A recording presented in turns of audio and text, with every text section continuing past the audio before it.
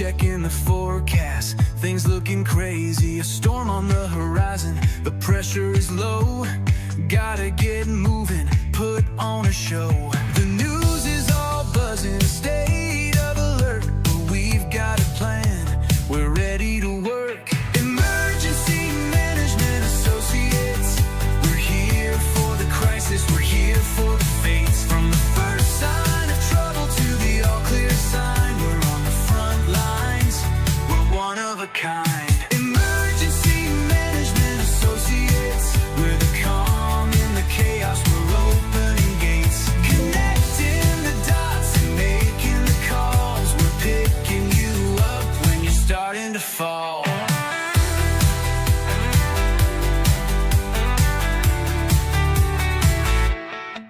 See a little fire or a rising flood, we're a well-oiled machine, we're running in the mud. From the city hall meetings to the rescue teams, turning worst case scenarios into hopeful dreams. We're training the people, stocking the gear, we're the team you can count on when trouble is near. Emergency Management Associates, We're here for the crisis, we're here for the fates. From the first sign of trouble to the all clear sign, we're on the front lines, we're one of a kind. Emergency Management Associates, we're the calm in the chaos, we're opening gates, connecting the dots and making the calls. we're picking you up when you're starting to fall. It's more than a job, it's a calling, you see. Prepared for the present and what's yet to be. Every second counts, we're ready to react for our communities. We're making an impact.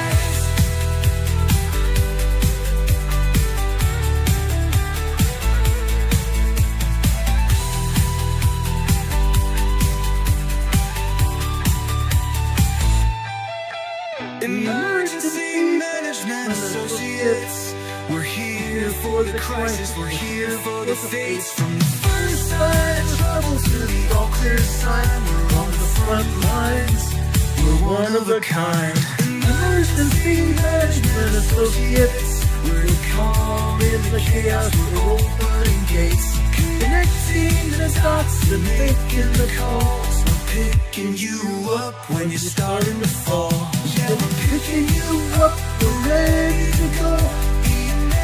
Let's get this show on the road. As I said before, let's get this show on the road, guys. This is Emergency Management Associates, and we are now on the air with you. We're here Monday through Friday, sometime after 4 p.m. weekdays, and we can come on the air at any time, Monday through Friday, Saturday or Sunday, 24/7 if there's an emergency to talk about. As soon as the information becomes available, we'll be on the air to talk about it. Now, we're on the air right now for you. Usually we're on the air just after 4 o'clock. Now it's nearly 7 o'clock. We've been following the story all day long. That's why we're here today. I'm not going to be on there 2 hours. I'm probably not even going to be on the air an hour. But I have this information that you may need to have for your own safety. That's why we're on the air right now. I've got information we need to impart to you. Okay? First off, okay, a huge record for hail. Probably one of the largest hailstones in history was found here in the United States last night. Holy Batman, guys. Holy gargantuan hail Batman. Look at this. A man named Kevin recovered this 8-inch hailstone in Kankakee, Illinois. Last night. It may be a new record. Okay, it's being submitted for evaluation as we speak. Now, it's a bit of science. Large hail is much easier to come by in springtime, especially true in Florida, largely because of available cold air aloft and thus a fast rising of air when conditions are right. That's why this hailstone happened. Okay, scientists said that's why this hailstone has happened. Now, let's go over and talk about earthquakes just momentarily. Okay, I'm not going to be talking about this for very long because this is not the biggest story we have to talk about tonight. I'm going to take down our banner. I'm going to take down our webcam for just a minute to talk about these earthquakes. This is important. I'm not saying it's not important. This is important. Okay, first off, look at these earthquakes just southeast of the Kamchatka Peninsula, Russia. Look at this. This is a 4.5 earthquake. 104 miles east of Petronovsk, Kamchatka Peninsula. 4.5 earthquake on the edge of the plate, where the Pacific plate subducts under the Obtuse plate here in Russia. 4.5 earthquake here, and a 4.6 earthquake right there. Okay? Now, let's go south. This time over to Japan. Over here in west central Japan. Okay? This is a 4.1 earthquake here. Maizuru, Japan. 6 miles southeast of Maizuru, Japan. A 4.1 moderate earthquake here. There are more earthquakes than this even on the east side, but USGS is not going to show them. If I had time, I'd go back and show them to you, but I don't believe we have time tonight. Over here, this is a big one, guys. This is a big one on Taiwan, on eastern Taiwan. Okay? This is a big one on land. This time on land, guys. Look at this. This is a large 5.2 earthquake. This is a large 5.2 earthquake. 16 miles south of Hualien, Taiwan. 16 miles south of Hualien, Taiwan. Let's zoom in here. I want to show you this. Okay? Yes, this is along the coastline. Yes, this is in the foothills of the mountains here. This makes it worse. This actually makes it worse. Why? Because the seismic energy here is echoing off the bedrock. The seismic energy is echoing off the bedrock here. This is only 12.5 miles deep. 12.5 miles deep here, guys. Okay? Now, this was felt all over western Taiwan, or all over eastern Taiwan, excuse me, all over eastern Taiwan, especially in this region. It could be also felt possibly over in western Taiwan as well. However, between western Taiwan and here, there's a mountain range. There's a mountain range here. Over in western Taiwan, we have a large population of people here. Over here in eastern Taiwan, not so much so. The population center is 60 miles to the north here. Okay? This earthquake is 60 miles south of there. However, this earthquake could have lasting ramifications here in Taiwan. This is a large earthquake here. Large earthquake. Could have been worse. It could be much worse. Could have been a large earthquake. Okay? Now let's move out here. Let's back out. Okay? USGS is only showing one earthquake here in the Philippines. That's a joke. There are 4 other earthquakes here in the Philippines. This one here is just barely offshore. Again, on the edge of the plate here. Notice where this earthquake is. This is a 5.0 earthquake here. 24 miles east-northeast of Aras Asan, Philippines, off the northeast side of Mindanao Island, Philippines. Mindanao Island here is the largest island of the Philippines in the southern Philippines. Okay? This is a large earthquake just off the coast. Now, guys, this is a large earthquake, 24 miles off the coast. Now, they possibly didn't feel this earthquake on land here. They didn't feel the whole brunt of this earthquake on land. Okay? There are people who live in this area. I think they probably felt moderate shaking. Probably 4.0 moderate shaking nonetheless. Okay? Offshore, a large earthquake here today. There are other earthquakes here also offshore. Now, let's go down south. Down here in the Celebes Sea. This is a 4.2 moderate earthquake here near Manado, Indonesia. 152 miles northwest of Montenegro, Indonesia. Okay, again, I want to point out, USGS is only showing us 3 earthquakes here. There are 48 earthquakes here in Indonesia today. 48 earthquakes. They're showing us 3. 3. Actually 4, I'm sorry, 4.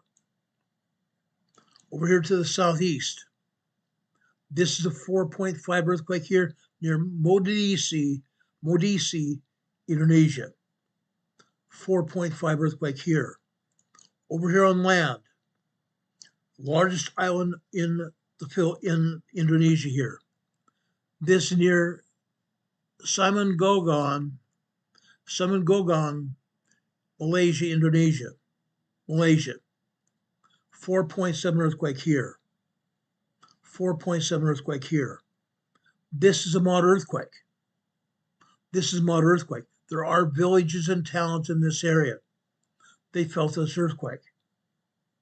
Many of these people, again, don't have much money. They really don't. We need to be praying for these people as well. Okay? 4.7 earthquake here, moderate earthquake. Down here over in southwestern Java, Indonesia, along the coastline here. Okay? This is a different story. This is a large 5.2 earthquake. Large 5.2 earthquake. 37 miles southwest of Banjar, Indonesia. Java, Indonesia. Okay? Now, let me zoom in here. I want to show you this. Look at this. This is far enough offshore, people still felt some part of this earthquake. They felt some part of the shaking here. Some part of the shaking here. Guys, this was a large 5.2 earthquake. They probably did feel some moderate shaking here. Again, let's back out. Let's show you this whole area. Okay? This is over off the shoreline. Just off the shoreline here, guys. This is further north from the edge of the plate. Notice the edge of the plate is further to the south here. Okay? Now there is plate movement. That's why this earthquake happened. There is plate movement in this area. Okay? There are 7 different tectonic plates in the Southeast Asia region. The Southeast Asia region. Not just right here. Throughout the region, including Southeast Asia, Burma, Myanmar area here, Thailand, Cambodia, Vietnam in this area here. Okay, this includes that area here. Okay, also dipping down here into Papua New Guinea, where they're only showing us 1 earthquake here. There are 3 earthquakes here actually. Okay. Guys, this is out in the Bismarck Sea. This is also 5.2 earthquake here. The ocean waters here absorb the shock waves of this quake. It's a big deal. But again, the ocean waters absorb the shock waves of this quake. Okay? Let's go over here to the southeast here. This time we were in Vanuatu. This is a 4.6 moderate earthquake here. 19 miles northwest of Isangel, Vanuatu. I have friends that are there serving missions for their church. This is a 4.5 earthquake here. This is 78 miles northeast of Tadine, New Caledonia. Southeast of Caledonia here. Northeast of Caledonia. It's still in the area of Vanuatu. But again, look where it's at. It's on the edge of the plate here.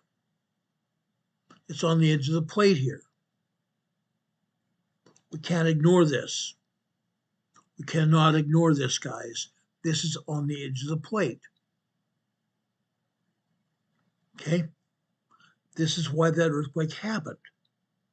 7 different tectonic plates figuring into this region, including down here in the South Pacific Islands. That's why we have earthquakes here. All kinds of earthquakes. Okay? They're showing one earthquake at the border of Taiwan, or not Taiwan, I'm sorry, border of India and Nepal here. This is a 4.4 earthquake here. 4.4 earthquake here. Let's go over to Afghanistan. This is a 4.2 earthquake here near Ashkashan, Afghanistan. ASHM. Ashkashamistan. I burned that. Ashkasham, Afghanistan. That's what it is. Ashkasham, Afghanistan. 4.2 moderate earthquake here. Now, the USGS in all its wisdom is not showing all the earthquakes here in Europe. There are over 1,000 earthquakes here in Europe. Over 1,000 earthquakes here in Europe, and USGS is only showing us what? One earthquake. This is in Greece. This is in northern Greece here. Okay? It's been 2 years since we've had a large earthquake here in Greece. They're showing us one aftershock. There are 5 aftershocks as of about 2 hours ago. 5 aftershocks. Guys, this is a 5.1 large earthquake here in northern Greece. The last time we had one here was 2 years ago. 2 years ago. It's further to the southeast, right over here. Right over here. This area is full of people here. Small towns of Greek people here. Okay? Now, I've not gone into a huge risk of showing towns and cities here in this region, but I believe there are. There have been people affected by this earthquake today. Again, this is a large 5.1 earthquake here. Southeast of Anthro, Greece. 9 miles southeast of Anthro, Greece. Okay?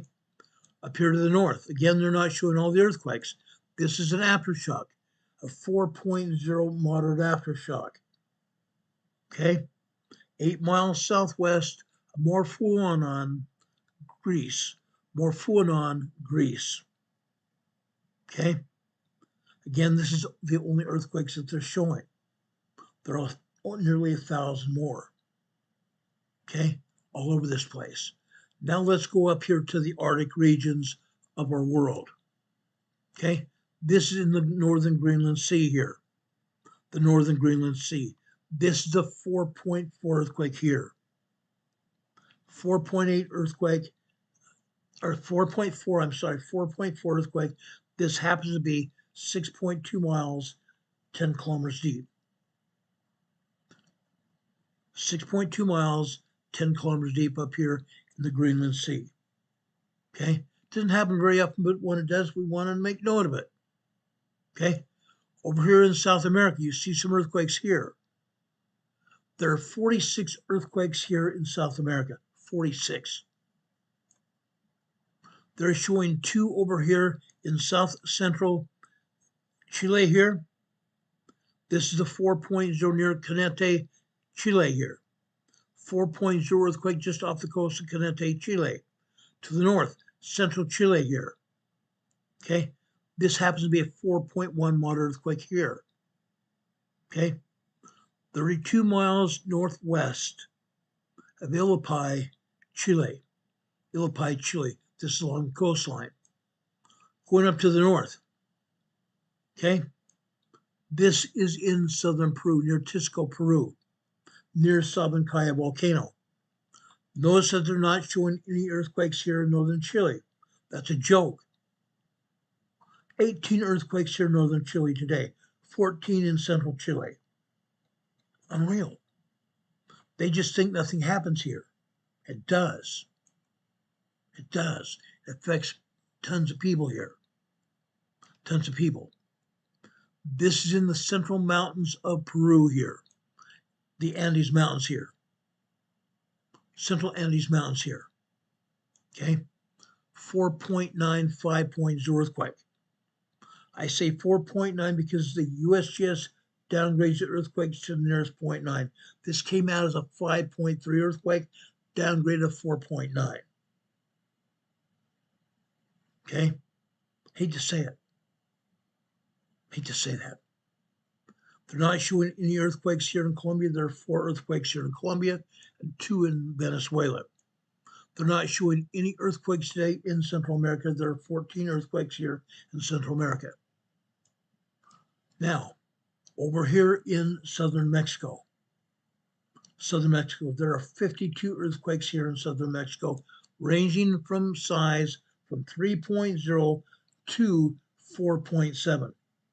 3.0 to 4.7 earthquakes. They come from over here near south of Puerto Vallarta here, all the way down to the northern border of Guatemala. All the way down here to the northern border of Guatemala. Lots of earthquakes. Lots and lots of earthquakes. They happen. But again, this is just another example of USGS hiding earthquakes. Hiding earthquakes. Okay? Unreal. Uncaught picking real. Hiding earthquakes. There's a 4.4 earthquake over here in the central part of the Gulf of California. 4.4 earthquake here that they're not showing. Okay? All kinds of earthquakes here in Southern California, and they're not even showing all the earthquakes. Okay? Over 500 earthquakes a day occur here in the Imperial Valley of Southern California. Okay? Over 500 a day. They're showing a half dozen. They're showing a half dozen here. This earthquake, for example, right here is 1.5 tremor, 6 miles west-northwest of Holtville, California. Holtville, California, you can see it here on the map. There's an earthquake closer to Holtville right here. This is a 1.2. This is a 1.4. This is a 1.4. This is a 1.3. Unreal. Now, there's more. There's more, guys. Let's go down here towards the border. Okay? Now, look where this earthquake is at. This is on the north side of the border. USGS has this in Mexico. They say it's 8 miles northwest of Progreso, Mexico. They should have had this here in the United States.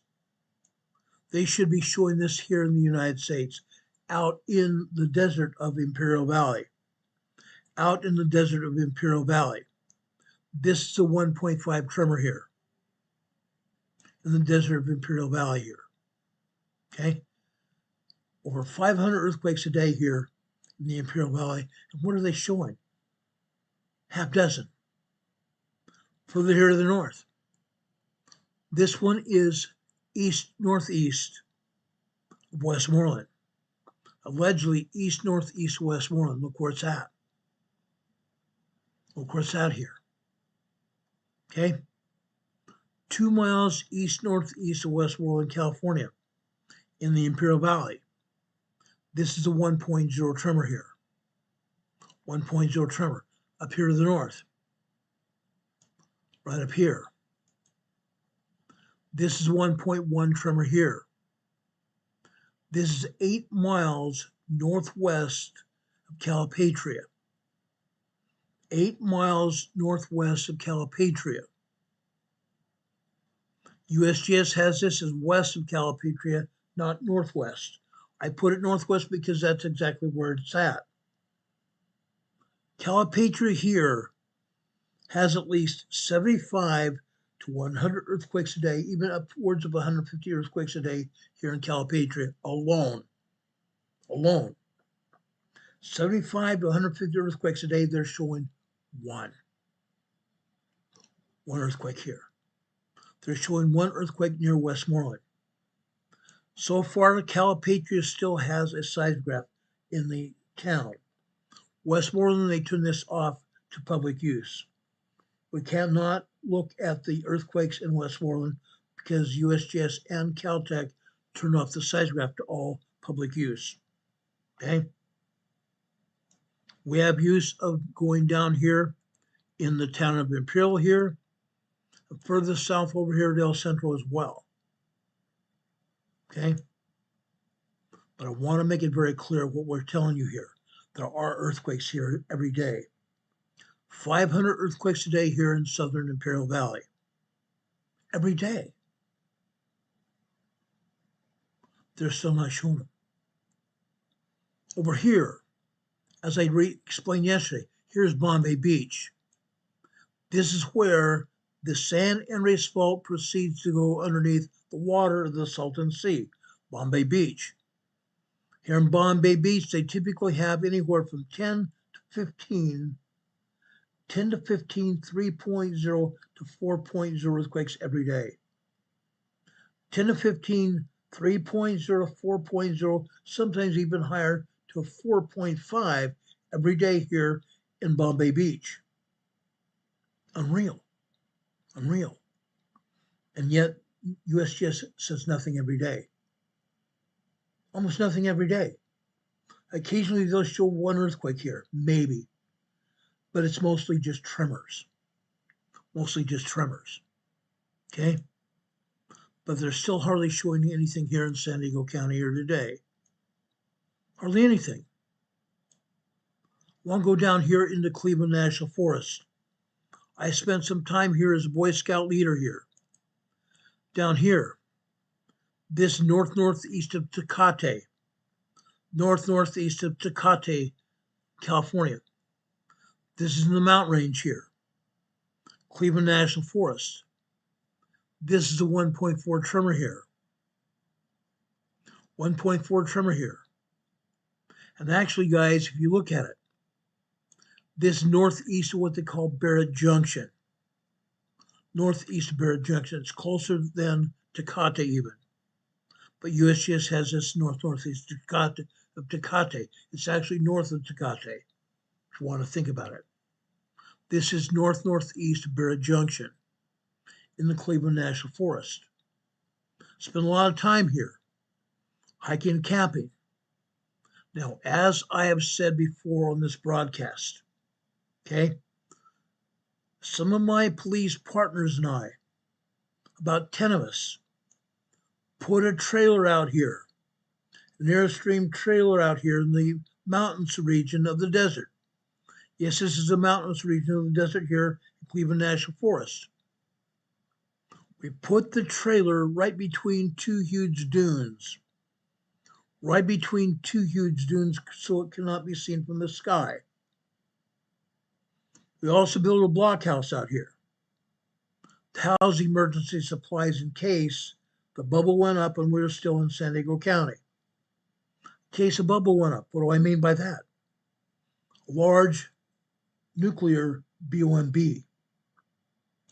Large nuclear BOMB. Why do we say that? Because, guys, guess what?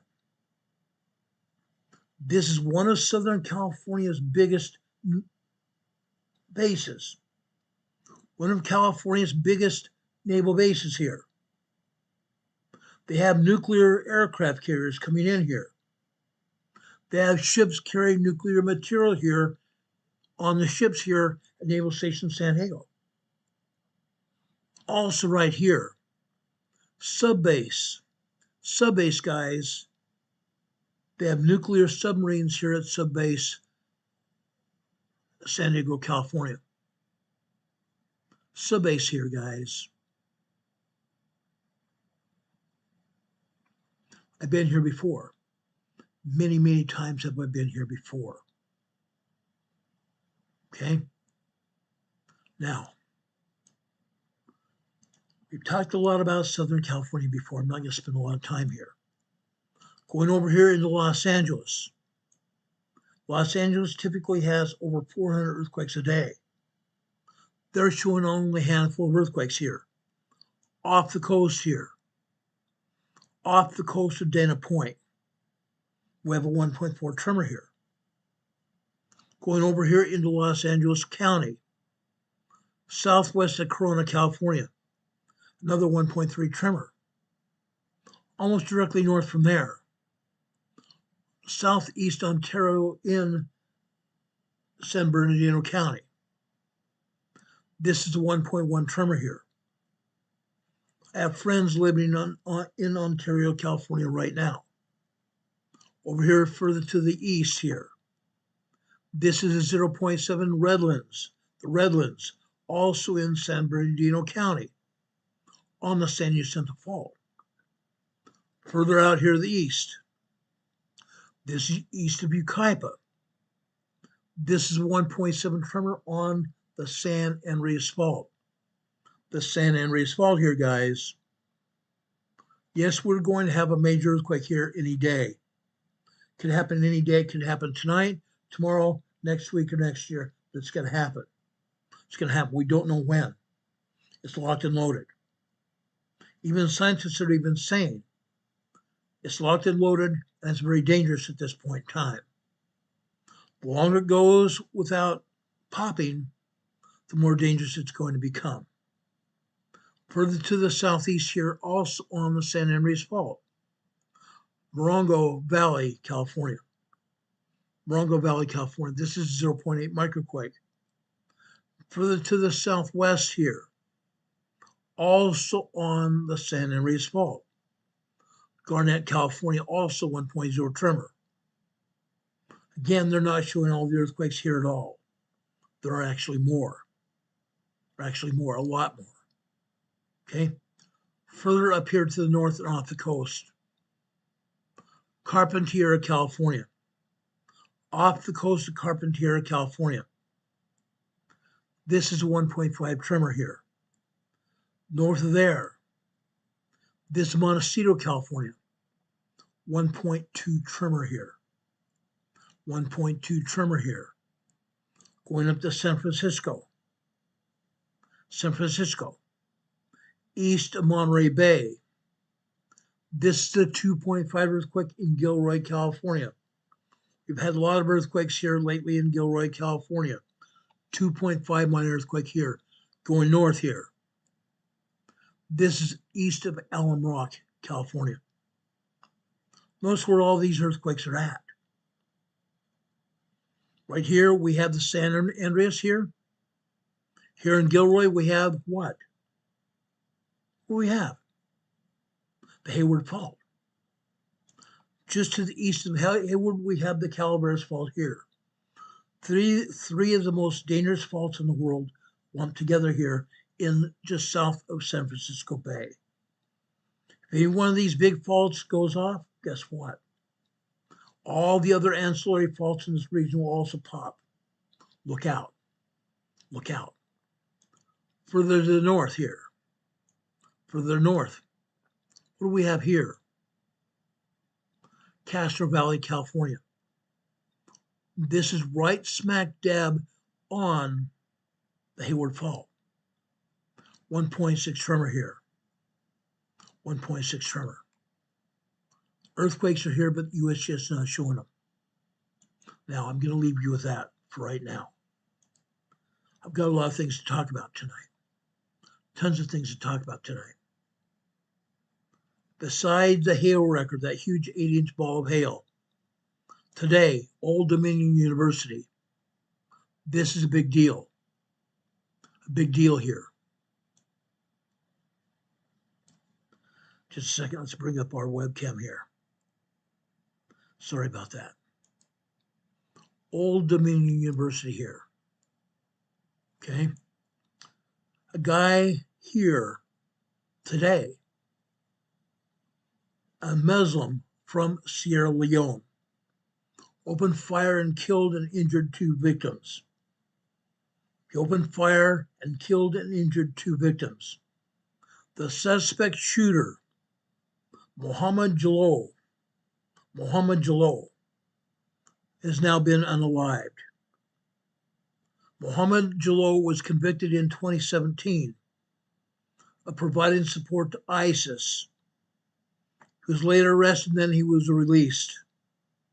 He was released in December 2024.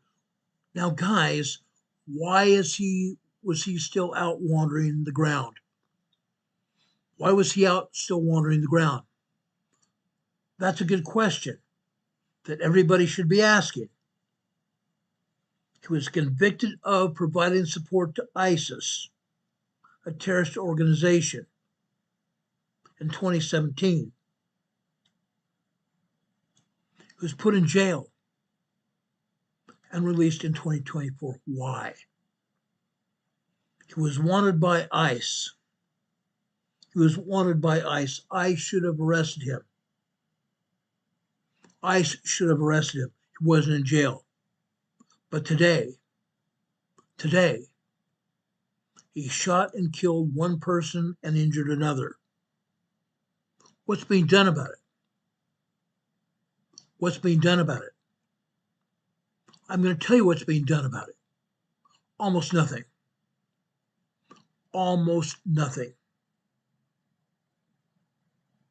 Now, guys, I feel for you. For those of you wondering why this guy was still able to go out and do what he did, I'm going to show you this.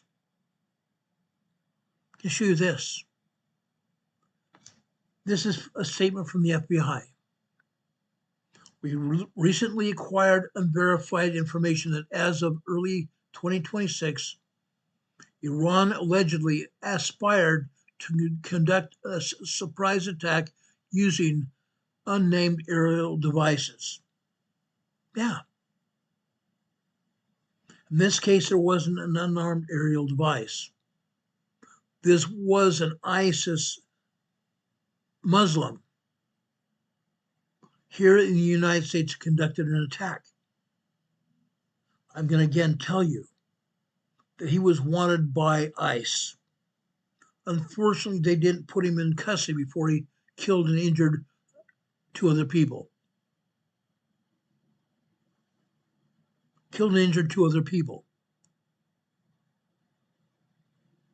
Now, I'm going to put up Newsom's picture here. We're going to talk about Newsom in just a minute.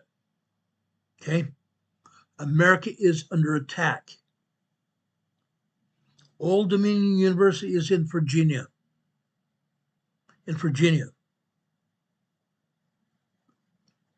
What did the DOJ have to say about him? He traveled back and forth to Africa 5 times and joined ISIS. Jalou praised the government that killed 5 U.S. military members in a terrorist attack in Chattanooga, Tennessee. In July 2015, he stated then that he had been thinking about conducting an attack similar to the November 2009 attack at Fort Hood, Texas, where an ISIS-inspired military member at Fort Hood opened up and killed several military members at Fort Hood, Texas. Incredible. This kind of stuff still happens.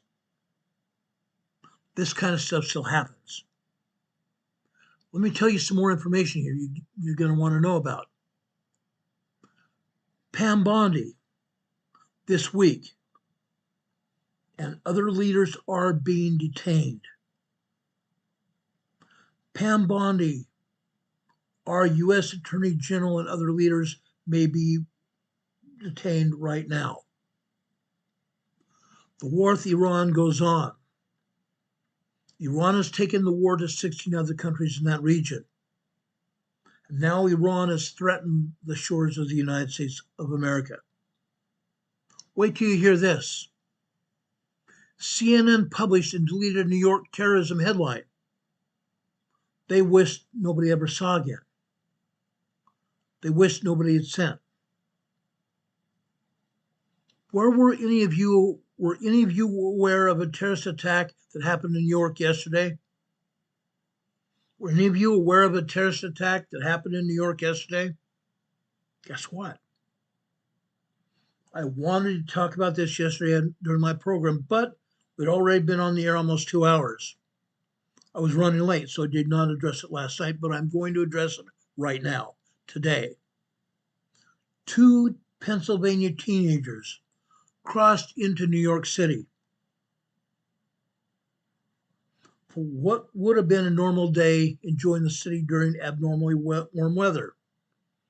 In less than an hour after they arrived, their lives would be drastically changed as the pair would be arrested for throwing homemade bombs during an anti-Muslim protest outside Mayor Madani's home. They threw homemade bombs during an anti-Muslim protest outside Mayor Mamdani's home. Take it in for a moment, savor it. The Communist News Network was lambasted for putting it out. The Communist News Network was lambasted for putting it out. And after that came out, people mocked them. Then CNN retracted the statement.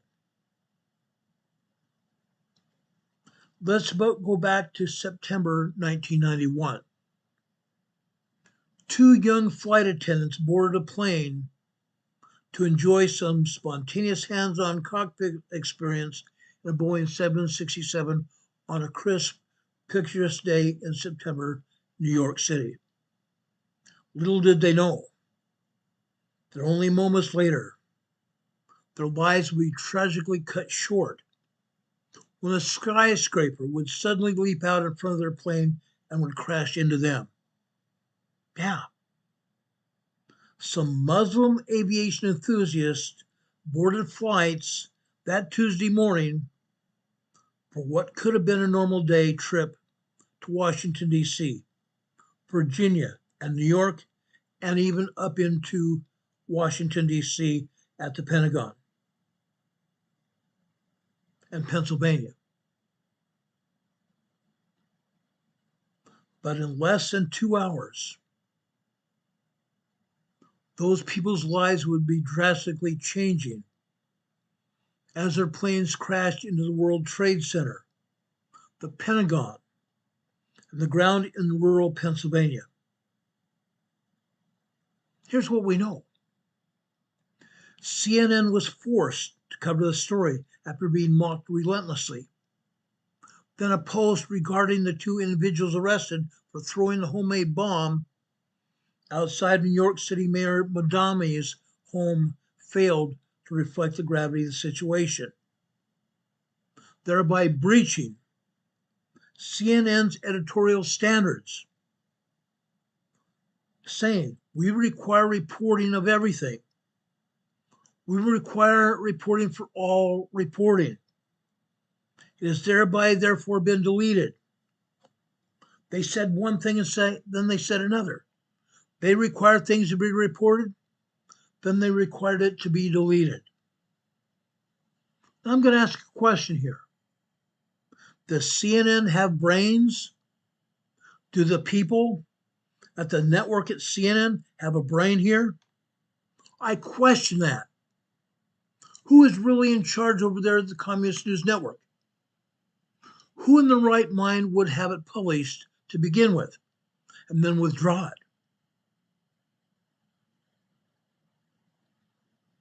I'm going to mention another situation here. Why you should never listen to the mainstream media. Now, of course, you should never listen to politicians either. We are having restrictions of flow of energy through the Straits of Hormuz. The flow of oil through oil tankers in the Strait of Hormuz. Then they announced that we will step into the insurance market and insure tankers to go through the Strait of Hormuz.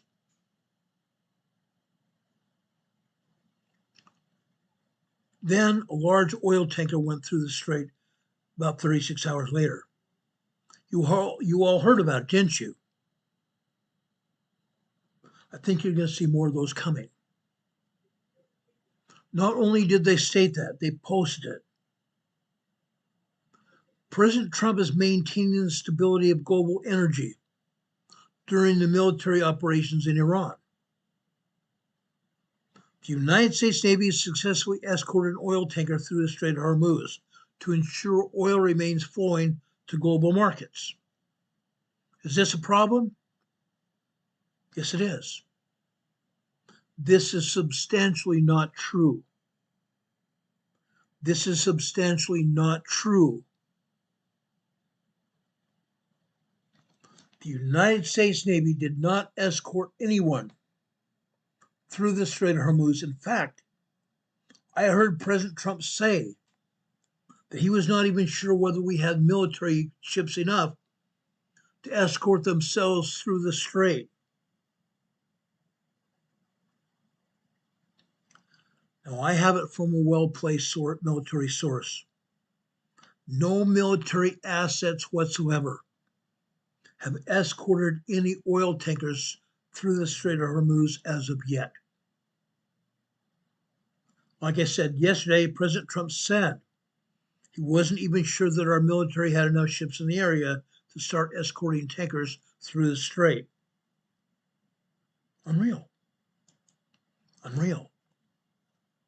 Yet, these people are still saying we have tankers being escorted. Now, despite that, Energy Secretary Chris Wright's claim to the contrary, and yes, I guess we can call it confirmed because he pulled his post down. Energy Secretary Chris Wright pulled his post down. Nice job, Mr. Secretary. Just maybe, we need to start vetting information prior to posting it. That's just a thought I had. Maybe we need to start vetting information before we post it. Nothing goes on this air without me vetting it. Never. Never will I tell a lie or give out information that's not true. Now, as you know, the Strait of Hormuz has been all the talk as of late. If Iran put out any mines in the Strait of Hormuz, guess what? We don't have any reports of them doing so. President Trump said that. He said also if they did, we want those mines removed, right? Immediately, President Trump said, immediately. If for any reason those mines are placed, they are to be removed immediately. Immediately. Or otherwise, there will be military consequences to Iran for doing that. There would be military consequences to Iran for mining the strait. Yes, Iran threatened to do it. Now, there is a level of consequence that never before seen. There is a level of consequence that we've never before seen. If it happens. If, on the other hand, they remove what has been placed, it will be a giant step in the right direction, according to President Trump.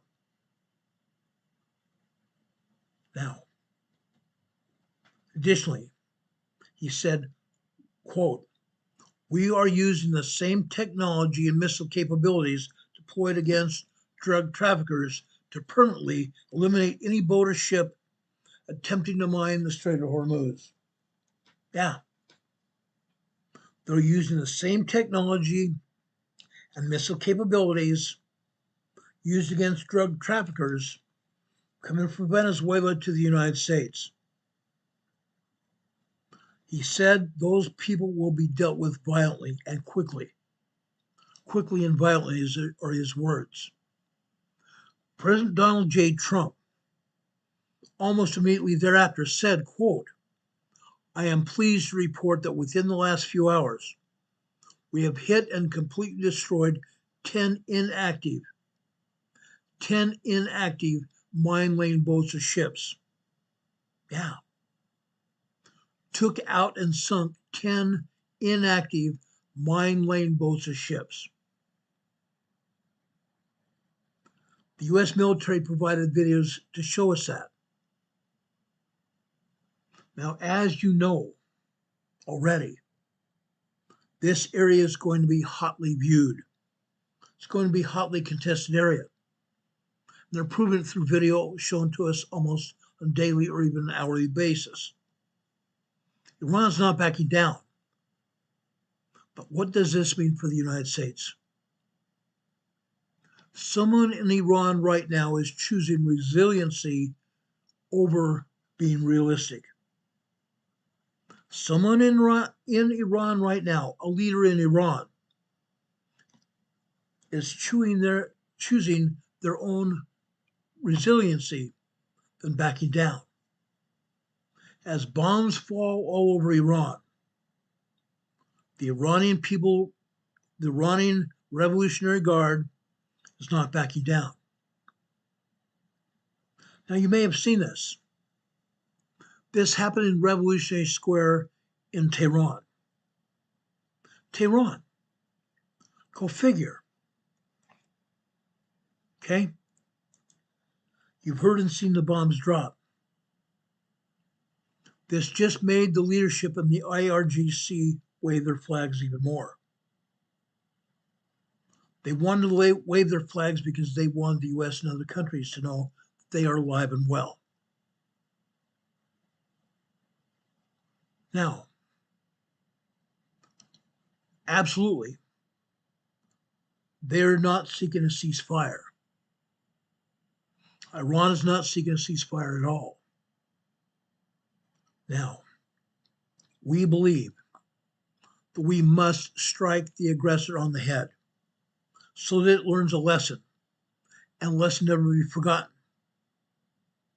If you use aggression against our citizens, you'll be dealt with harshly. There are dear citizens of Iran living there that want to live in peace, want to live in harmony, want to live in a republic where they aren't fearing for their lives on a daily basis. Right now, that's exactly what's still happening. Iran is saying that the Zionist regime sees it ignoble existence in perpetrating the cycle of war, negotiation, even ceasefire, and then war again in order to consolidate its dominion.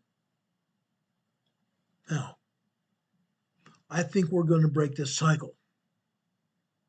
Okay? We're not going to continue to go into war with these people. We're not going to say we took out their nuclear capability. The months later, they're back in building it again. Back in building missiles again to attack countries, including Israel and other countries in the region, and now attacking U.S. assets in the region. This time, I think the U.S. and Israel and the 18 other countries that Iran has attacked are going to put a ceasefire into that. They're going to stop Iran from doing what they've done. Now, I'm going to ask you the question. Why does Iran not fight traditional warfare? Why does Iran not fight traditional warfare with boots on the ground and tanks? This is a huge hot desert region. Iran can't fight us or any other country in a traditional manner. If they had tanks on the ground, the inside of those tanks are very hot. I've been in a tank before. I've been in an operating tank before. The inside of those tanks are very hot. Can you imagine the inside of a tank in Iran in the summertime? 130, 140 degrees on the ground. Inside a tank, nobody will be able to live through it. Iran cannot fight us on the ground. But guys, I need to bring this back to the real world because that's where our concern is right now. As President Trump, the United States and Israel and the other countries are dealing with this in the global theater. This is just me, I personally do not think this will end quickly. No matter what anyone tells you. I hope I'm wrong. I hope I'm very wrong. Unfortunately, since I've been following this since 1979, Iran has always shown resiliency in their conflicts, including taking over our U.S. Embassy, kidnapping our U.S. Embassy personnel, murdering and injuring them as well. They only fear us when we go after them. That's why they released those hostages right before President Reagan took over. They were afraid President Reagan would turn that place into a piece of glass, and I still believe that's what should be done. This conflict is a little bit different. So people that think this can be a war of tanks and planes and naval ships, I don't think this is going to happen. Planes and naval vessels, yes. President Trump has already said that he does not believe that we will have boots on the ground in Iran. If it did happen, it would be very short-lived. Iran would pay a heavy price, a bigger heavy price. That has never been traditionally how Iran fights. Amid the continuing crisis in the Strait of Hormuz that we've seen play out this past weekend, and even yesterday when they had a drone attack on a U.S. oil tanker, another Greek tanker over there in the strait, in the bay there. Okay, the Greek tanker was transferring oil to the U.S. flagged oil tanker when Iran launched a drone attack from a ship over there in the Gulf. Now, there's going to be more analysis and more analysts that are waking up to the fact that Iranians' capabilities to disrupt transit through the strait has little to do with large service vessels that President Trump has exuberantly been sinking in Iran. Very little to do with the ships of Iran that President Trump has sunk. Iran is still going to use its geography and unconventional warfare against us, Israel, and other countries, unless they are completely annihilated. Unless that country is completely annihilated. You've heard President Trump and his military chiefs of staff proudly tell us about the U.S. military sinking the Iranian Navy. However, Iran's strategy to battle U.S. military has little to do with large service vessels. We have sunk most of the Iranian naval vessels. Other ships, if anything, they're dead weight and easy to hit. This includes their famed drone carrier that they have. They have a very famed drone carrier, unmanned drone carrier, which is a converted commercial tanker. Iran has a very large, long coastline. They have also an impressive array of anti-ship missiles, aerial and marine drones, and fast attack vessels trained for swarming operations. We've sunk those. We sunk their swarming operations completely. Now, of course, this is not just propaganda. We've seen this through their actions. We've seen this through videos from Iran and also through the United States and Israel. We understand that. Now, this came through my desk just prior to me coming on the air tonight.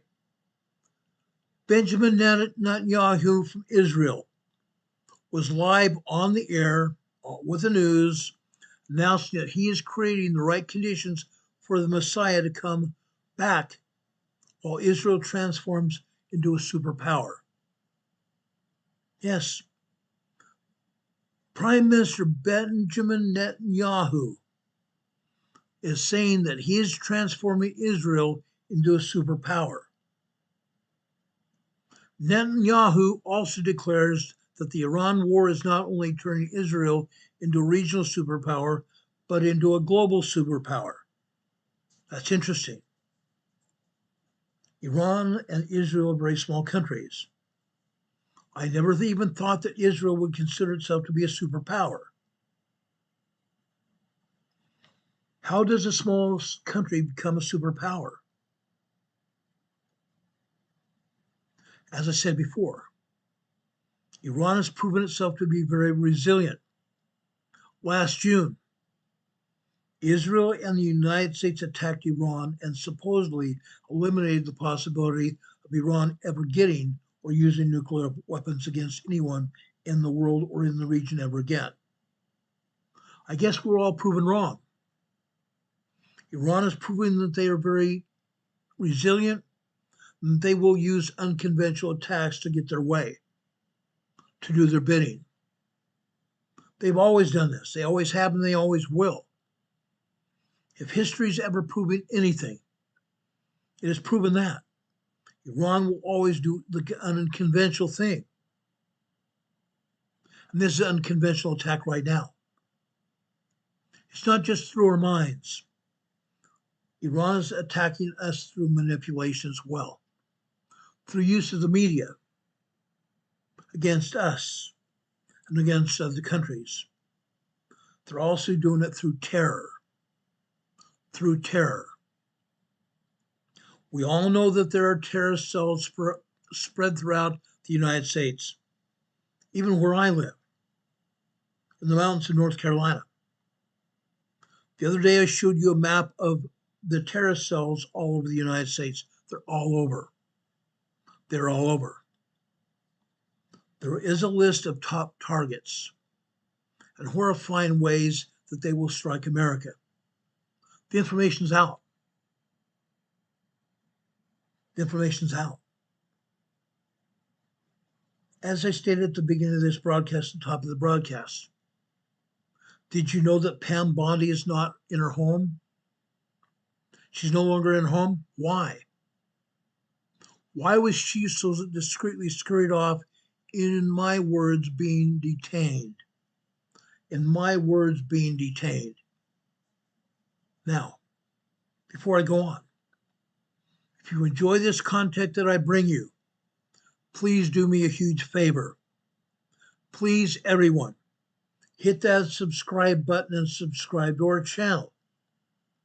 If you have already been subscribed, please also check and make sure you're still subscribed. Because in the past and even up until now, YouTube still unsubscribes people from our channel. Also, as I've asked you to do before, after this video is over, just below this video, you'll see a comment section come up after we go off the air. Please leave us a comment, a positive comment. Please leave us a positive comment after we get off the air today. That is also something YouTube is measuring now.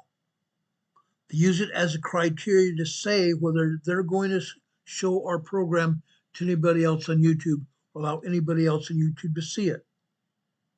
They use comments. They use the time that you're watching this program.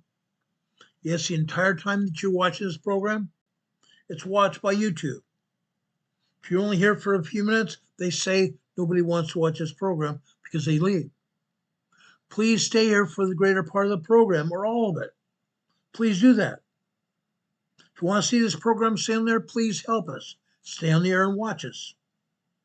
Watch us, guys. Second or third, okay? Third, the next thing you need to do is like our program. Give us a big thumbs up and let YouTube know you're here, that you're here and you're watching this program and you enjoy what we're doing. Give us a like, subscribe. Also, when you subscribe, there's a little bell icon. Click on that. There's a notification bell there. Click on that. When you click on that, there will be a drop-down menu of 3 items that comes up. Click on the word ALL, all. That should get you notified when we come on the air. We'd appreciate that. Okay?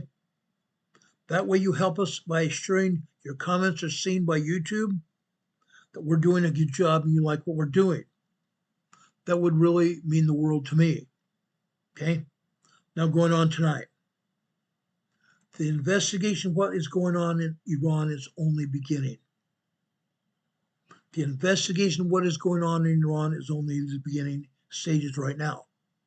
There's much more.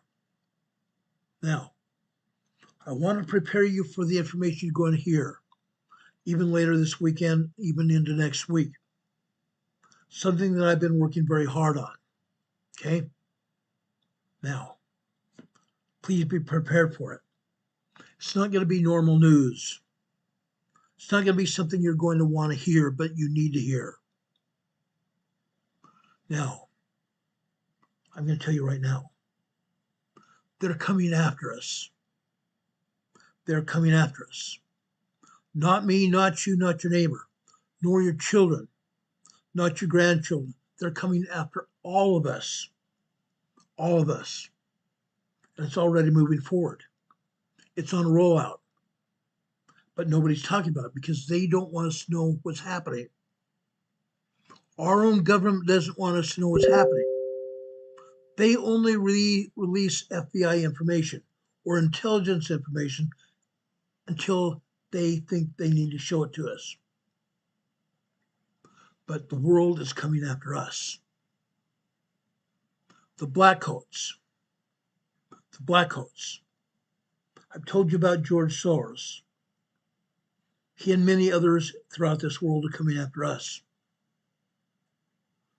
How's that so? Number one, let's look at the birth rate here in the United States. It's drastically gone down over the last 10 years. It's crumbling. It's crumbling.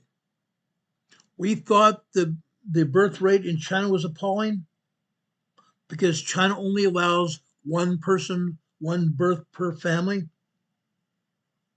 Now, guess what? Here in the United States, they've reduced our birth rate to negligible circumstances. Negligible circumstances. Our people here must be resilient and multiply and replenish the earth, or this country's not going to stand. The people in charge of our world want to reduce the population here. That's why the birth rate is so low.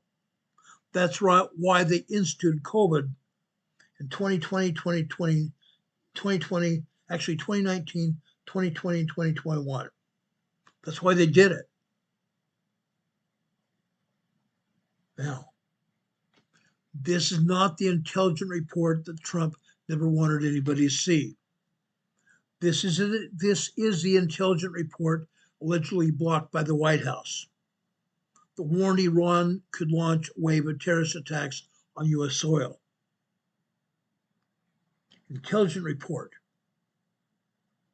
I showed you this a little bit earlier. It's still on the screen right now. The FBI. Today, the FBI released this report.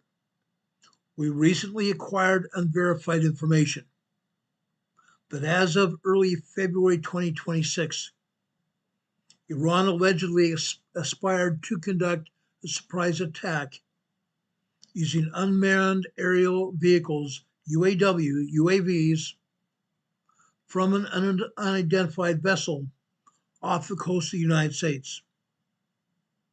Specifically, against unspecified targets in California, in the event the U.S. conducted strikes against Iran. They say we have no additional information on the timing, or the method, or the target, or the perpetrators of the alleged attack. Now, guys, we have U.S. Navy ships off the coast of California. We have 3 aircraft carrier task force off of California and off of the east coast of the United States. 3 aircraft carrier task forces. Now, they said themselves here, they have no additional information on the timing, method, or target, or perpetrators of the alleged attacks. Guys, we have ships off the coast. We have Coast Guard vessels as well. If this was going to happen, you would think they would know what's going on and where the ship was, and they'd sink it. They sink it. Okay? Iran has known that it could launch a wave of terrorist attacks on U.S. soil, including assassinations that they've done. We've seen it happen in Washington. We've seen it happen in Virginia, even during the last year. We've seen assassinations. We've seen bombings. We've seen stabbings, not just because of the president's war on Iran, not just because of the president's war on Iran. Now, it would make sense when the FBI, Homeland Security, the National Counterterrorism Terrorist Center would be on top of these things. It would make sense. Of course, you know what happened 2 weeks ago?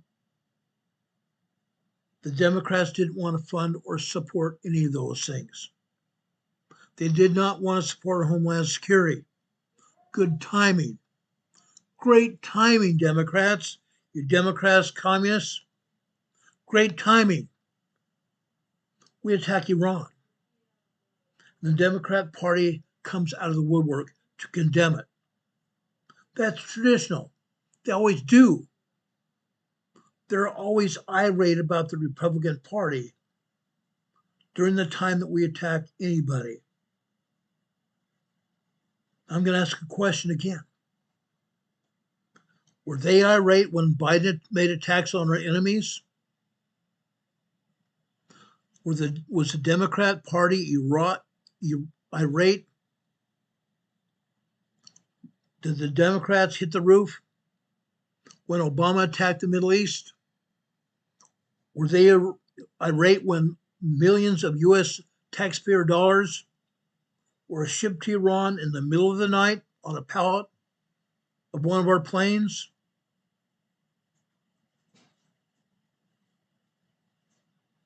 Were the Democrats irate because of that? Hell no. They rejoiced. They didn't try to stop Obama, but they're certainly trying to stop President Trump from stopping Iran's nuclear weapons capability. We should have done this back in 1979. But Jimmy Carter tried to go in and rescue our hostages that failed with a helicopter crash. That failed with a military helicopter crash in Iran. But we did not do anything about Iran's nuclear capability back then, until now. Back when Jimmy Carter or even Clinton, Obama, or Biden, whenever those presidents did anything, the Democrats shut up. They had nothing to say about it. They cheered their communist Islamist leader in Barack Obama. They cheered him on.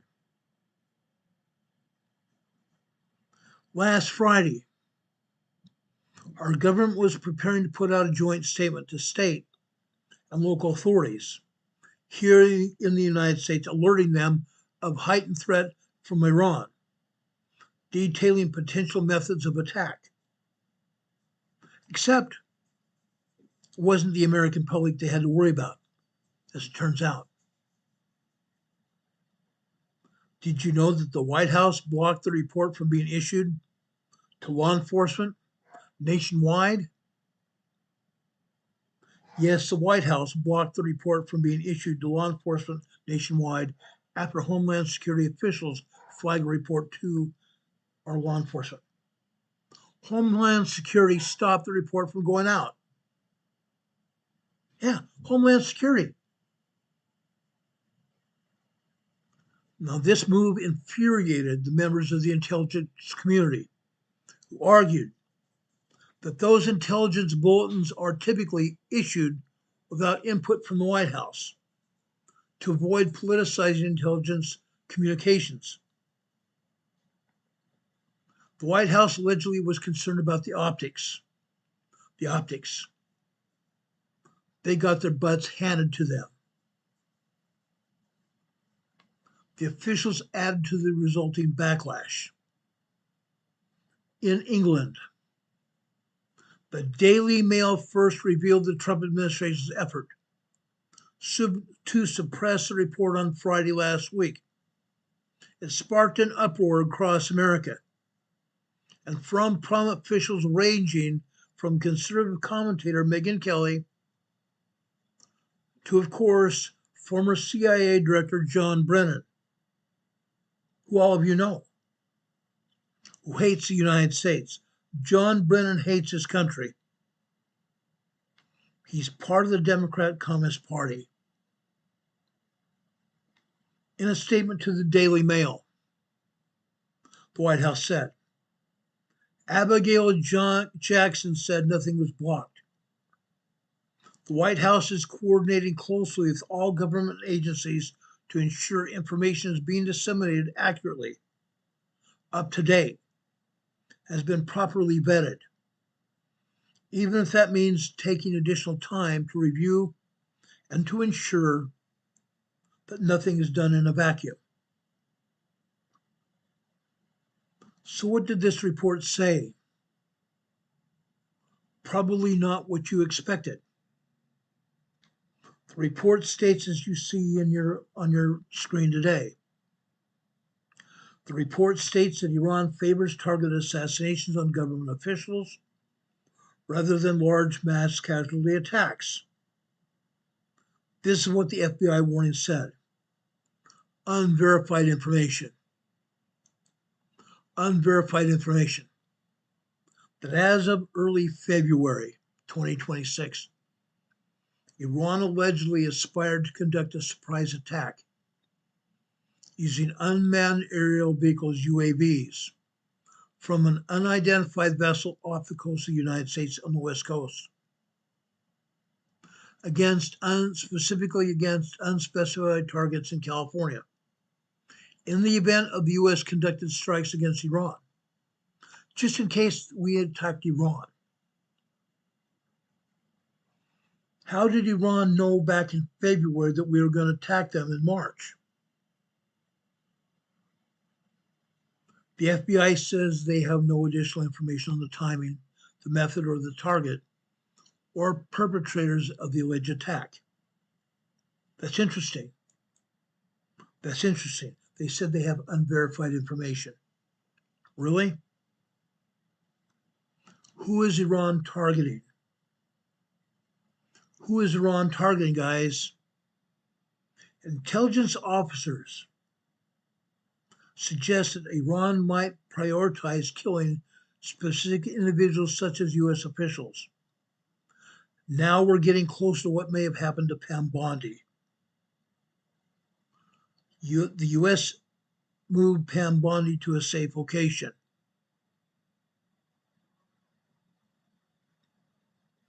The Iranian regime wants also to go after Jewish community leaders and other government officials instead of the indiscriminate terror attacks. Most of the governments of Iran's attack plots in the U.S. involve potential use of firearms. Potential use of firearms. These guys are terrorist cells. Terrorist cells. That's what happened today. Other assassination methods may include stabbings, vehicle rammings like we've seen in Minnesota, Los Angeles, and Texas. Bombings like we've seen out of Iran before. Poison strangling. Poison strangling, what they feed people to poison them so they can't breathe. That's what they do. They suffocate people. They behead people. They burn down buildings like we've seen recently. Now you can pretty much figure out what else is going on. I have the bulletin up in front of you right now. The bulletin warns that Iranian operatives may attempt to lure victims to other countries, or even geographies closer to Iran, or even closer to Iran than that, if you know what I mean. Their tactics also in the past have included kidnappings that could end in imprisonment or worse. You've seen that happen in Iran just last month. They kidnapped people from their homes, they shot and killed them, and they beheaded individuals. Over 30,000 people have been beheaded or killed in Iran during this past year. 30,000. All because those other people didn't approve of the leadership of Iran's ideological backgrounds. Now I'm going to think this. I'm going to do this. I think we've just driven this home a little bit more today. They go into how they're going to communicate practices, including meeting in person, leaving cell phones turned off, using code words. Why do they use cell phones turned off? They don't want the cell phones pinging, telling law enforcement authorities where they're at. Leaving cell phones turned off, such as what happened in Arizona, and that's exactly what I'm thinking happened. Using code words, burner phones, and encrypted messaging apps, and sharing information on the cloud. They have a lot of things that they can use, don't they? They certainly do. Did any of you know this? Probably not. Most people don't. Intelligence officers also have determined that Iran monitors social media sites here from live streams, publicly, and map applications to determine targeted locations. They monitor live streams, they monitor publicly available streams, and they map the applications, the apps that people use to determine targeted locations. Now, this ties into the FBI story about the data leaks they're so concerned about, and the hackers they're so concerned about. An Iranian hack is very real. They've done it before, they're going to do it again. The bulletin that the FBI issued informs law enforcement that Americans could face cyber terrorism from Iran in response to Trump's war. Now that's a story that comes together a little bit more, doesn't it? It's no small wonder that the FBI is on alert. Our CIA is also on alert. Iran's security service is spear phishing, email spoofing, voice cloning to gain access to information for targeted surveillance. Watch your emails, guys. Watch your emails. Watch your social media as well. Watch who's going to come a-calling. Everyone needs to be very cognizant about what they're doing and where they're at and what's going on right now. You need to keep your head on a swivel here. You need to be very cognizant of what's going on right now. We've been talking about keeping our heads on a swivel. It's coming full circle right now. We've dropped from 35 viewers to 21 in the past 5 minutes. This proves to me that nobody's interested. This should be very much interesting to everybody because your families are in danger. You and your families are in danger.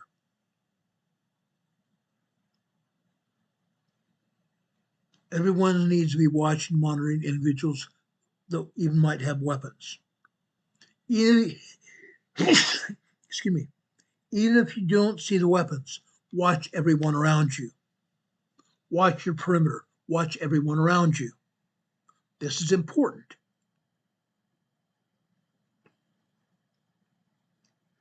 The imagery associated with terrorism or criminal actors, photos and videos, watch everything. Now we come back to what happened in Austin, Texas at the bar. Again, this was another Islamic attack. Another Islamic attack on America. Austin, Texas. What happened in New York? Days after President Trump launched the speaking to Canadian leadership in Toronto, a gunman opened fire in Austin, Texas. Could any of this have been prevented if our government had released intelligence information earlier? Possibly, but maybe not. I always look for the reaction of government officials because I care about all of us. I look at the reaction of government officials all over, whether it is in California, whether it is in Washington State, whether it is in Minnesota, Chicago, or New York. I watch it all. I care about everybody. I watch everything going on around us. Now the second report comes out. All of a sudden, Pam Bondi is moved to secure military housing. Is Pam Bondi in danger? Is Pam Bondi being detained? This opens my eyes to great cause for concern. It does not relate to America first, we the people. All we are told is that Pam Bondi has been moved into a secure military housing. Is this significant? Isn't this just convenient? We just found out about this today. Pam Bondi has been moved to a secure military base due to increased threats. Over these threats from Iran. The reason for Pam Bondi's movement is stranger than fiction. The Jeffrey Epstein case. The Jeffrey Epstein case. What files have been released?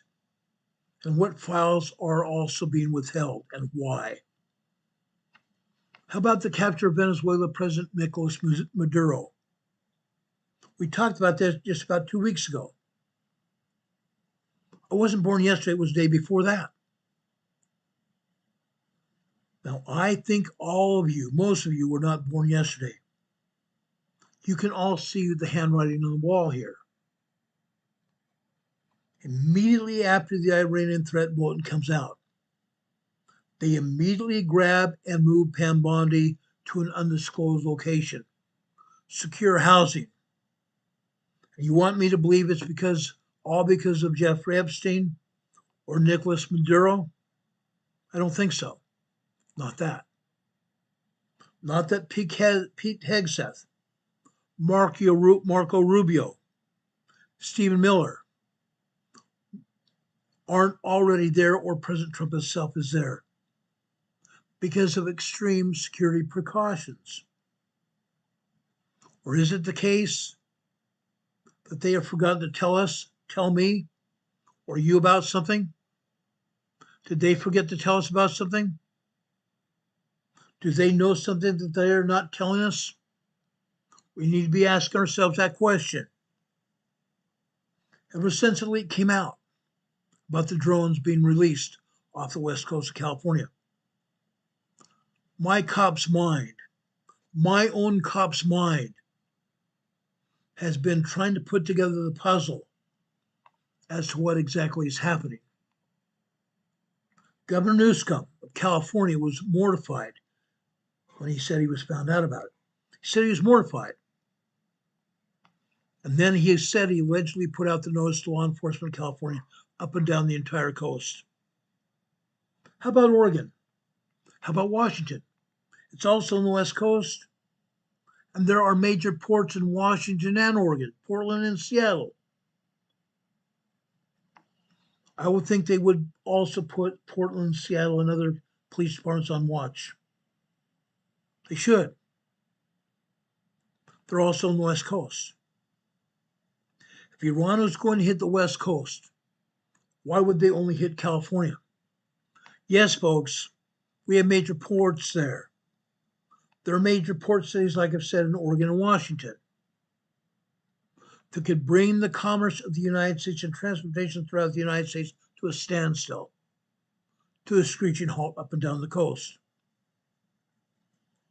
What comes into those ports? Goods and services from throughout the world.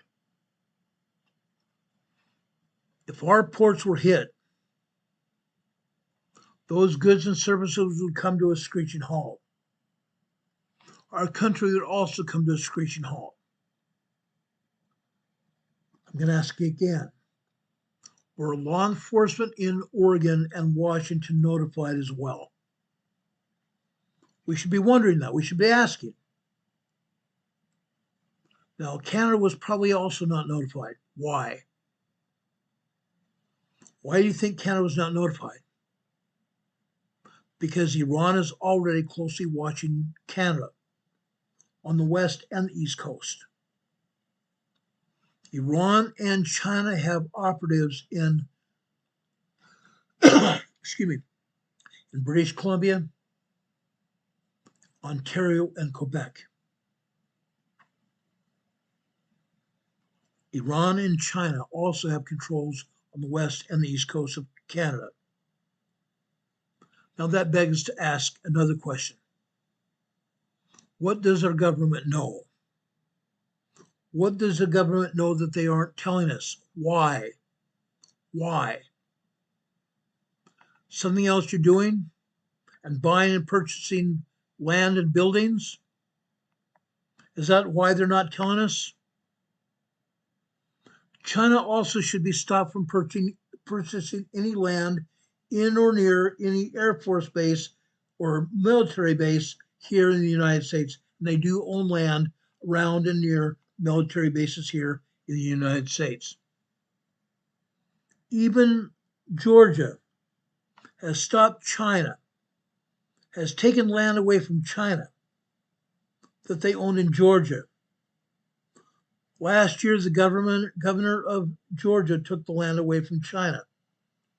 Every governor throughout the United States should do the same and evict Chinese citizens from our states. Chinese citizens should be evicted from the United States completely, as well as Iranian citizens as well. Our government definitely might know something that they're not telling us. This should give us great concern for our own welfare. This should give us all great concern for our welfare. Bonnie left her apartment in Washington, D.C. to an unknown military base in the region within the past month. The New York Times reported a spokesman has confirmed the arrangement, but asked the media not to publish the location. A senior official said that threats from drug cartels and criticism of her job performance led to them making the decision to move her.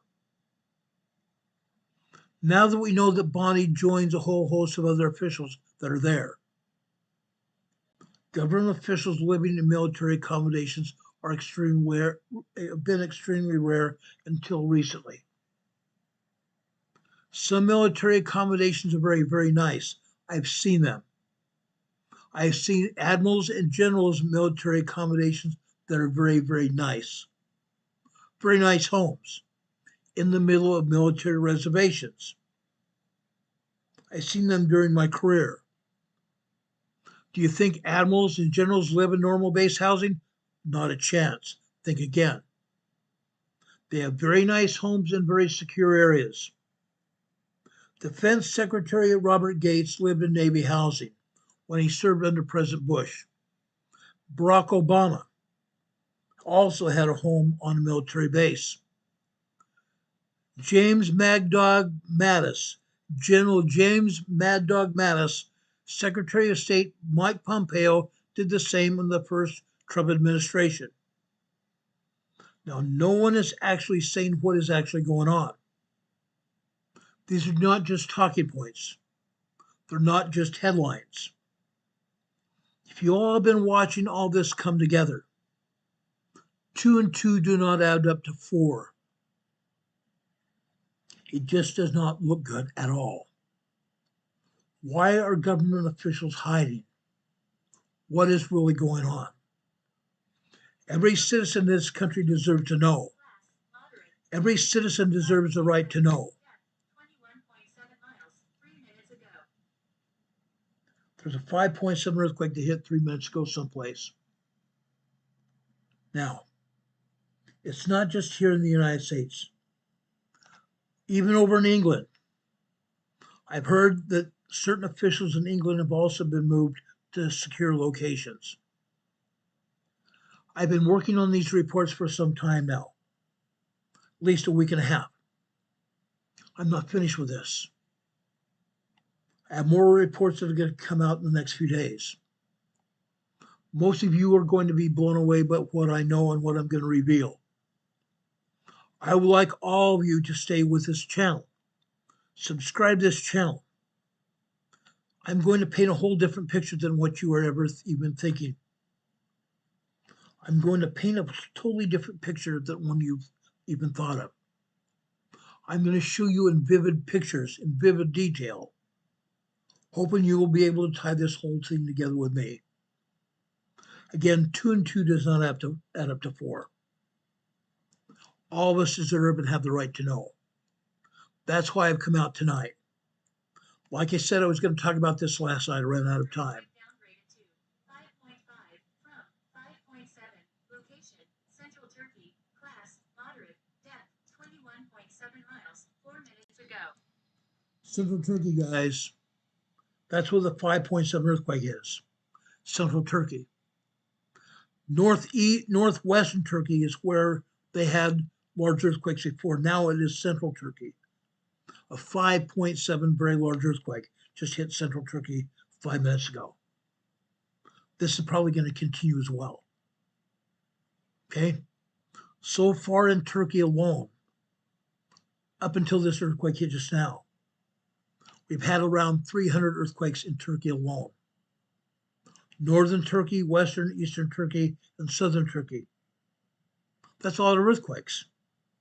Because of this 5.7 now, that earthquake number is going to triple. The number of earthquakes in Turkey is going to triple now. Does anybody have any questions for me?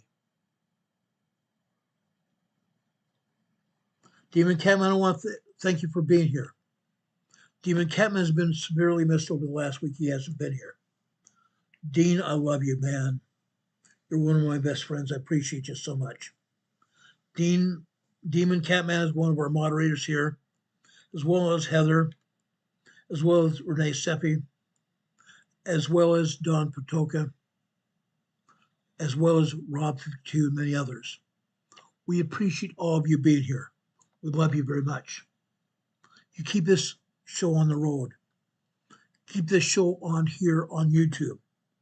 Without you, we would probably been kicked off again because we have trolls here. We appreciate our moderators very much. We love you guys. Love you lots. Now, guys, as I've said before, I'm going to say again, we are in the Easter season. We've been talking about the return of Jesus Christ. The return of Jesus Christ is imminent. I feel it's imminent. Christ is going to return. We are in the Easter season. Before Christ was crucified, he spent some time in the Garden of Gethsemane. While he was there, he took other disciples with him. They fell asleep. Jesus Christ himself stopped praying for a time when found his disciples asleep and asked them, "Why are you asleep? I'm asking you to pray with me." Then Christ went back to his location in the garden and started praying again. Prayed fervently for what I think was hours with his disciples. Downgraded to 5.3 from 5.5. Location, Central Turkey. Class, moderate. Depth, 2.5 miles, 8 minutes ago. They degraded from 5.7, 5.5 down to 5.3. Typical. Anyway, getting back to this. We are worshiping Jesus Christ. He's our Savior and Redeemer. We love him. We honor him. One of my best friends, an author, Richard Paul Evans, wrote this. "Oh Lord, if I could borrow just one breath from the night you walked in the garden alone, not to ask for miracles, not to beg for proof, but to feel what it was like to be enough, just enough. without the weight of tomorrow's promises? And if you answered, I'd probably cry, not because it hurt, but because I finally stopped pretending. I knew how to carry it all. So keep the stars, keep the thunder. Just let me sit here in the dark and believe you're still listening. Brothers and sisters, we all need to pray. We all need to pray for tomorrow. We pray for our families, our friends and neighbors. Pray for our countries. Pray for peace. Pray for harmony and peace in our land. Pray for knowledge and understanding. Pray for the idea that we can see Christ return in our day. He's coming back. I feel it in the innermost part of my bones. I testify you today. I know he lives. He lives who once was dead. He lives, my ever-living head. Christ, our Savior and Redeemer. I love him. I hope you'll find it in your hearts also this Easter season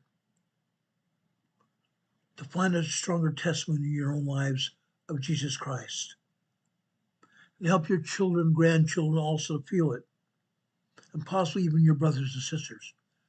Bring everybody to heaven with you. May God bless you.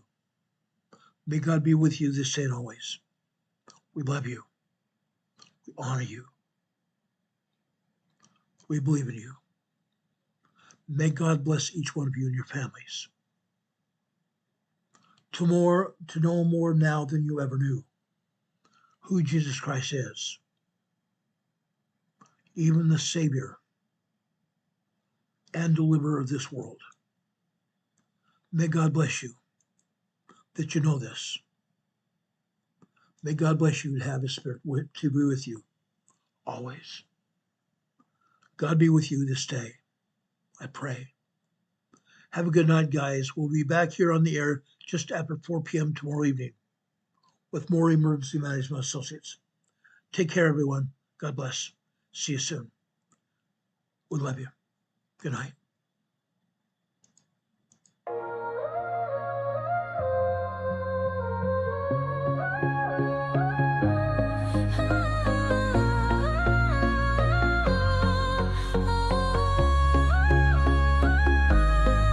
Here at Emergency Management Associates, we're dedicated and true, bringing you the essential knowledge, helping you see things through. From disaster preparedness to navigating recovery's embrace, we're here to guide you in every unpredictable time and place. We break down the complex, make it easy to grasp and absorb, sharing strategies for safety, the vital lessons you can't afford to hoard. So thank you for watching, and thank you so much for your sub. You're a key part of our growing family, a member of our knowledge club. With every like, every share, and every comment you send our way, our critical message spreads further, helping more people every single day. Together we're stronger and more prepared. That's the truth we all abide. You help us build resilience with nowhere for uncertainty to hide. Your engagement truly inspires us. Your feedback acts as a guiding light, helping us continually grow and making our channel's future bright. We're always learning, always striving to be better. Bring you the most up-to-date information, no matter the weather. Emergency Management Associates is here for you now and forever, it's true. Keep watching, keep learning, because we truly appreciate all that you do. Thank you.